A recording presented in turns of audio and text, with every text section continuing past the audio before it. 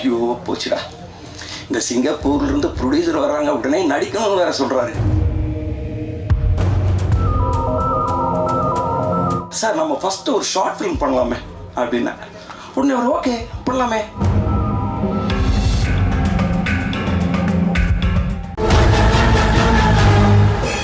வணக்கம் எல்லாரும். ஆக்சுவலாக எனக்கு தமிழ் நல்லா வராது, பட் நான் ட்ரை பண்ணுறேன். ரொம்ப நன்றி Mahesh uncle for having me on your film and Ashraf uncle for letting me sing for your film. Of course, அப்பா. முழு படம் like it's awesome. I watched it. It's incredible. The whole cast, crew, super பண்ணீங்க. I'm so excited for you to all watch it. Thank you to Arnanna as well for having me on the soundtrack. It's an awesome song. இது ஒரு super படமாக இருக்க போது. Please எல்லாரும் support பண்ணுங்க. And I loved singing the song. It's a beautiful love melody song that I sang with Arnanna. So yeah, I'll sing a couple of lines. Yemmalai malaye puduvellai malaye nishalam idame navaruvene unnaruginile venyasevinile verathoda gaile naan padarvene. Okay, kunjuma, but I hope you enjoy it. ரொம்ப நன்றி எல்லாரும். Thank you so much. Thank you. Hello, எல்லாருக்கும் வணக்கம். So every time நான் இங்கே வந்து நிற்கும்போது every time I get scared. So today நான் அதே யோசிச்சுட்டு இருந்தேன் எதுக்குன்னு. So I think it's first of all I want to say thank you to all of you, to the media, press, எல்லாருக்குமே. And secondly, I want to thank the industry. எனக்கு வாய்ப்பு கொடுத்ததுக்கு இந்த மண்ணுக்கு ரொம்ப ரொம்ப நன்றி. I have to say that because initially when I came to the industry Tamil தெரியாது, ஆக்டிங் வராது, அண்ட் வேறு ஒரு நாட்டிலேருந்து வந்திருக்கேன். பட் எதுவுமே கண்டுக்காமல் இங்கே மட்டும்தான் அதை சப்போர்ட் பண்ணுறாங்க. அண்ட் ஹவு டு ஐ சே, டேலண்ட்டை வந்துட்டு என்ஹான்ஸ் பண்ணுறாங்க. So I am very grateful. எனக்கு இங்கே காளி அண்ட் இஸ்பே ராஜா எதிராணி, சிங்கப்பெண்ணை அந்த மாதிரி ஒரு படத்து எனக்கு கிடைச்சிருக்கு. அந்த மாதிரி இந்த படம் கூட. So definitely you will love my character. And நிறைய ஃபிலிம்ஸ் பண்ணும்போது வேறு கேரக்டர்ஸ் பண்ணணும்னு எனக்கு ரொம்ப ஆசை. ஸோ அந்த மாதிரி இந்த படத்தில் கூட நான் ஒரு ஜேர்னலிஸ்டாக ப்ளே பண்ணியிருக்கேன். So firstly thank you Ashraf for believing in me. And படம் ரொம்ப நல்லா வந்திருக்கு. And I want to welcome Mahesh to the industry, to a beautiful industry. So as an actor and a producer. So August 1st இந்த thriller movie release ஆகிட்டுருக்கு. எல்லோரும் பாருங்கள், enjoy பண்ணுங்கள் and support பண்ணுங்கள். Thank you so much. அனைவருக்கும் வணக்கம்.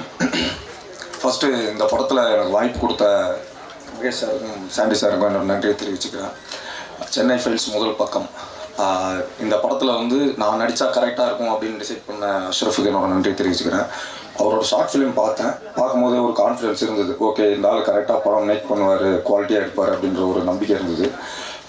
அதே மாதிரி சொன்ன நம்பர் ஆஃப் டேஸில் கரெக்டாக ஷூட்டிங்கை முடிச்சு கொடுத்தாரு. ஸோ ரொம்ப நாளைக்கு அப்புறம் ஒரு இன்டென்ஸான ஒரு க்ரைம் த்ரில்லர் படம் பண்ணியிருக்கோம். எல்லாம் ஒரு ஃபேமிலியாக பண்ணியிருக்கோம்.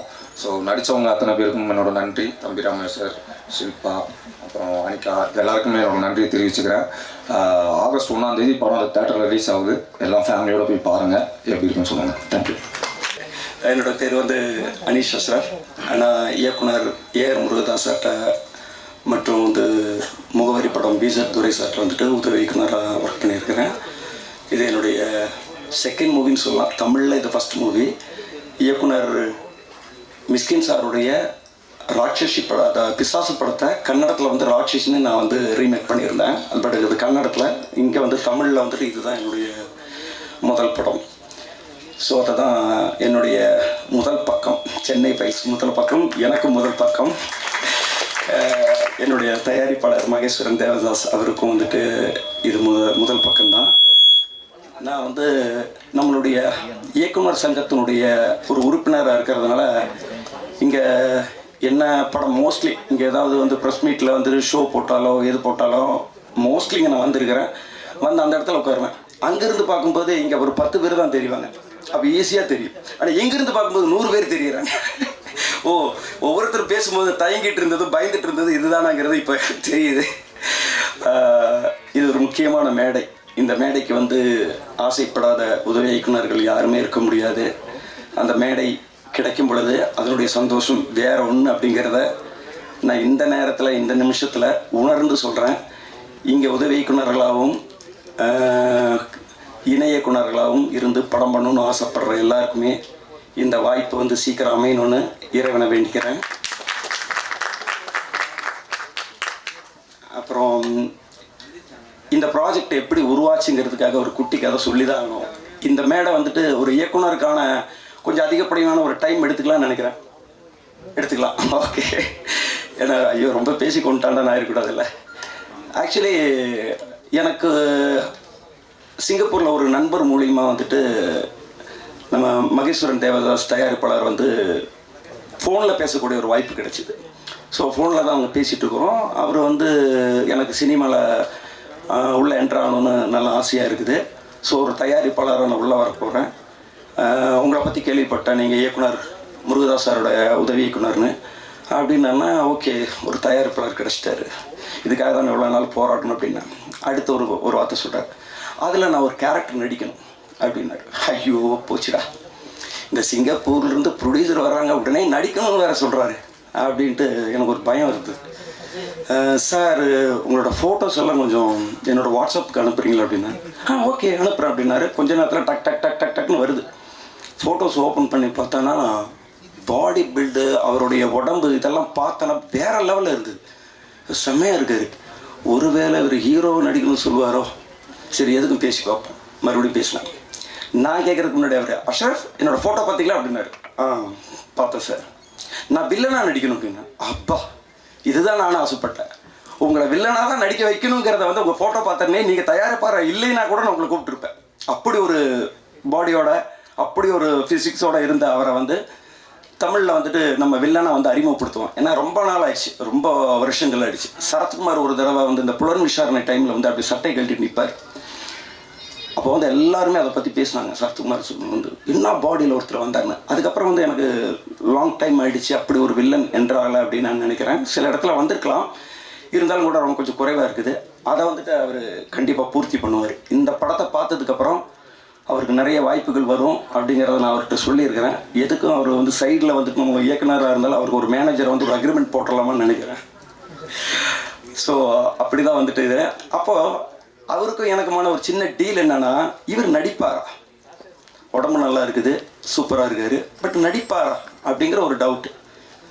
அப்போ நான் என்ன பண்ணேன், சார் நம்ம ஃபஸ்ட்டு ஒரு ஷார்ட் ஃபிலிம் பண்ணலாமே அப்படின்னேன். உடனே அவர் ஓகே பண்ணலாமே அப்படின்னாரு. சரி ஓகே, ஷார்ட் ஃபிலிம் டைமில் தான் நான் ஃபஸ்ட்டு வந்து நான் அவரை மீட் பண்ணுறேன். ஷார்ட் ஃபிலிமில் நான் என்ன பண்ணிட்டேன்னா, நான் நல்லா லென்த்தாக டயலாக் நிறைய எழுதி இவரை வந்து இது பண்ணணும். ஆனால் எனக்கு ஒரு சேலஞ்சு, ஷார்ட் ஃபிலிம் பண்ணும்போது ஷார்ட் ஃபிலிமில் வில்லனாக நடிக்கணும். வில்லனுக்கு ஒரு ஷார்ட் ஃபிலிம், ஹீரோக்கு ஷார்ட் ஃபிலிமு. இல்லைன்னா நம்ம ஒரு யூஸ்வலாக வந்து ஒரு ஏதோ ஒரு ஸ்கிரிப்ட் வந்து ஒரு லைன் சின்னதாக வச்சுருப்போம், பண்ணலாம். பட் இவருக்காகவே நான் ஒன்று பண்ணுறேன். அதில் வில்லன் வித்து ஒரு மறைமுகமான ஒரு ஹீரோ வந்தார்.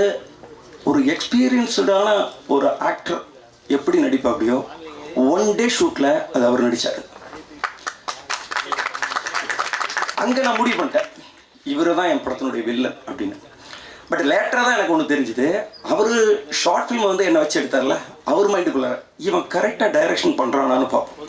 அப்போ இவனை டைரக்டராக போடலான்னு டெஸ்ட் நான் அவருக்கு வச்சிருக்கிறதா நினச்சா, டெஸ்ட் அவர் எனக்கு வச்சிருக்காரு. அதுக்கப்புறம் தான் அவர் சொல்கிறார், அஷ்ரஃப் உங்கள் ஷார்ட் ஃபிலிமை பார்த்தேன், ரொம்ப பிரமாதமாக இருக்குது, சரி படம் பண்ணலாம், ஃப்யூச்சர் ஃபில்மை வந்து பண்ணலாம், இப்போ ஏதாவது ஸ்கிரிப்ட் இருந்தால் சொல்லுங்கன்னா.